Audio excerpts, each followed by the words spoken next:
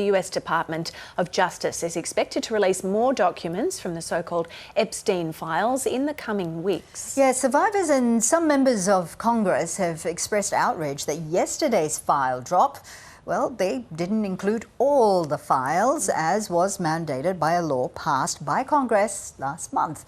Let's bring in our North America correspondent Rachel Clayton for us. Rachel, there's been this mixed response to the partial release of these files. Take us through some of the responses. Well, this was a highly anticipated release that really lost a bit of steam yesterday when it became clear to all of us that not all of those files were going to be released by that midnight deadline. The DOJ saying that it needed more time to redact the names and information of victims, which it must do under the Epstein Files Transparency Act. That came as quite a shock and a betrayal to a number of survivors who have said that they feel betrayed and that America should be shocked by the fact that not all of these documents have now been released. It's also drawn a lot of criticism from lawmakers, especially the ones who pushed for the Epstein Files Act to be passed through Congress that was signed by President Trump last month. They are now exploring all their legal options, and that may include impeaching the Attorney General Pam Bondi. It's interesting to note that the law itself does not stipulate any consequences for not abiding by that deadline.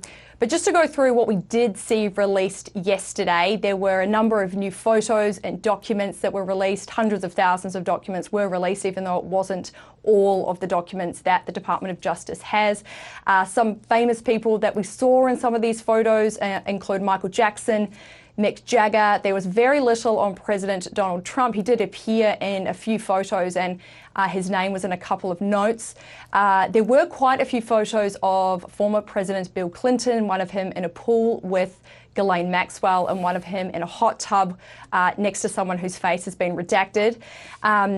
Model Naomi Campbell was mentioned in one note, and there were hundreds, if not thousands, of pages that were completely blacked out and redacted.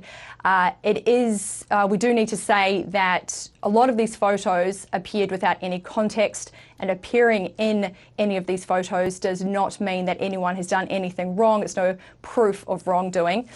Democratic Congressman Ro Khanna was one of the key congressmen spearheading this new law that allowed or forced the DOJ rather to release these files. He said on X earlier today that some of the documents released yesterday really prove that survivors were not believed for a very long time. He said, and I quote, "The reality is that our nation could have prevented the abuse of many of the 1,200 plus survivors, but Epstein was connected enough to powerful and rich men to block law enforcement from acting." The ABC has also spoken to one survivor, Danielle Bensky.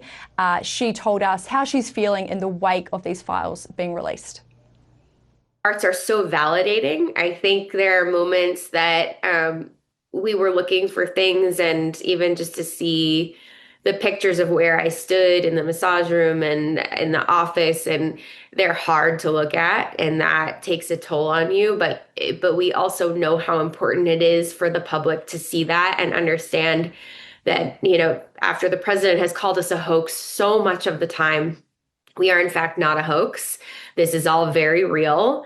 But the fact that it's so incomplete is a little bit disheartening. Now, Rachel, I wonder if President Donald Trump has actually addressed this file drop, given that in previous drops, he's been seen in many of the photos and in some of the documents as well.